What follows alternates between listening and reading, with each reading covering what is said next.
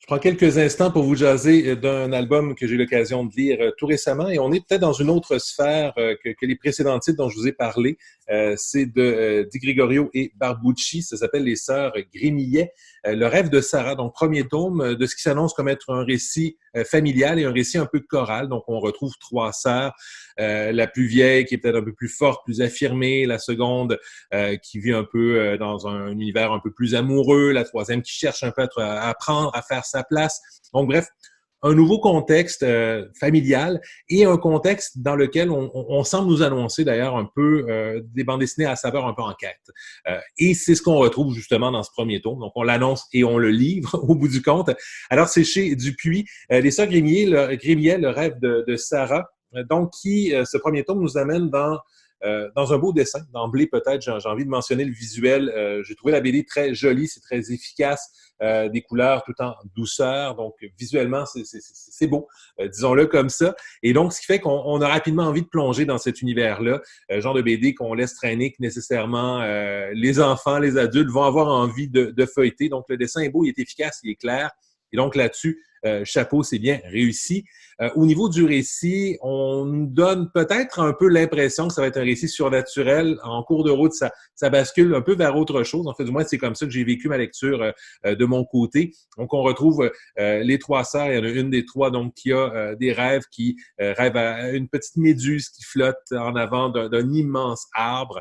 Alors, qu'est-ce que cette méduse? Qu'est-ce que cet arbre? Éventuellement, on creuse un peu parce qu'on se rend compte que maman, elle a des secrets, qu'elle a vécu des événements avant d'avoir les enfants, que ces événements ont peut-être été marquants pour elle.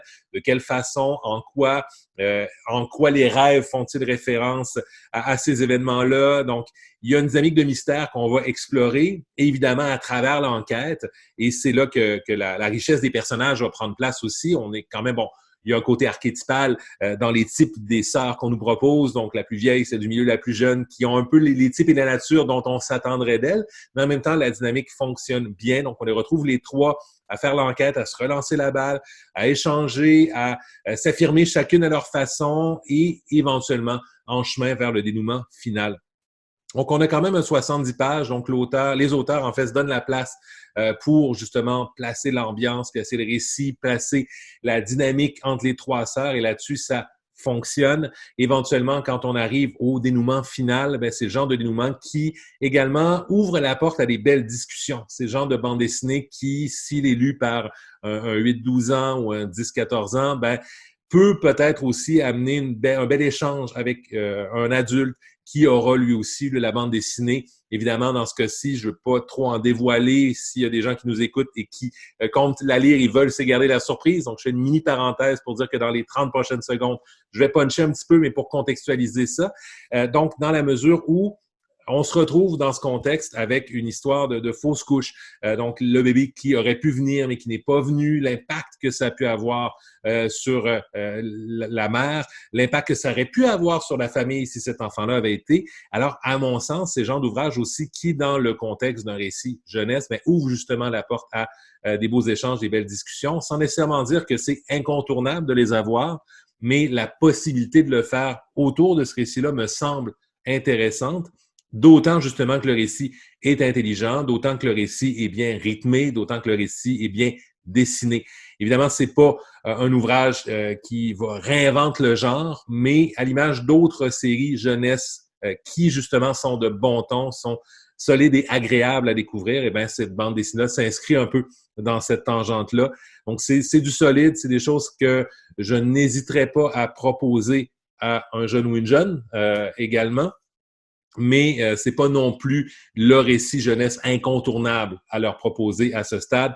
Dans le registre, par exemple, d'enquête, j'avais beaucoup aimé Les Crocs de Léa Mazé, qui était vraiment très réussi, où on retrouve un peu le même récit un peu ambiant, mystérieux. Donc, j'aurais envie un peu de comparer les deux, même si c'est pas nécessairement une bonne idée, mais entre les deux, j'aurais tendance à diriger vers Les Crocs. Donc, si vous me demandiez une suggestion. Mais si on rentre dans le menu détail, si ce type de récit-là vous intéresse, si vous avez envie d'avoir une bande dessinée avec une dynamique entre trois sœurs qui est quand même bien exploitée, ça peut être intéressant et effectivement, ça peut s'avérer être une lecture agréable, un moment de lecture agréable et peut-être un moment de discussion tout aussi agréable par la suite. Alors, ça s'appelle Les Sœurs Grémillet et c'est du côté des éditions Dupuis. Donc, tome 1, Le rêve de Sarah.